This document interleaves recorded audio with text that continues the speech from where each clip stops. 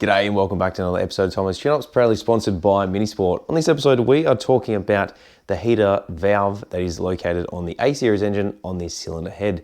Now, there are a couple of different variations of this, whether it's mounted on the cylinder head, whether it's mounted on the firewall, whether it's internal, but this is a really basic setup that runs pretty much any A series engine that you're looking to use a heater on.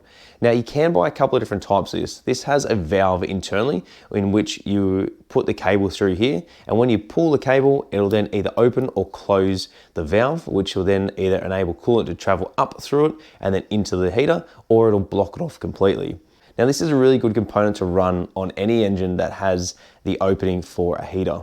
The reason for that is you may want to allow the coolant to circulate further throughout the system to try and draw some heat out of it on a really hot day, or you may just want to heat up the cab inside the car. Now, there are a couple of different types of variations of this. You've got this style, and you've also got the elbow style that just comes up and out. Now, that just runs the coolant throughout the entire system 24/7, which isn't an issue.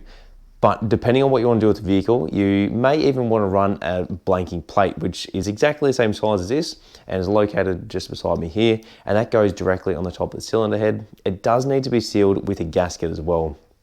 So depending on what you're aiming to do with the car, this is a really good thing to have, especially if you're overseas and you do need to run a heater, because in some countries it does get significantly colder than what Australia does.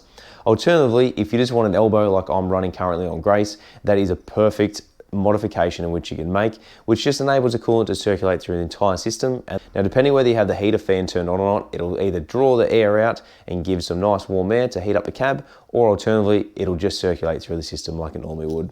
Now, these are fairly cheap and affordable to buy. If you're having any problems with it, the arm might be bent, the valve isn't opening and closing properly, it's leaking, just throw it over your shoulder. See the guys at Minisport, go see them in person, or either give them a call on the number listed above, or even just check them out on their website at www.minisport.com.au.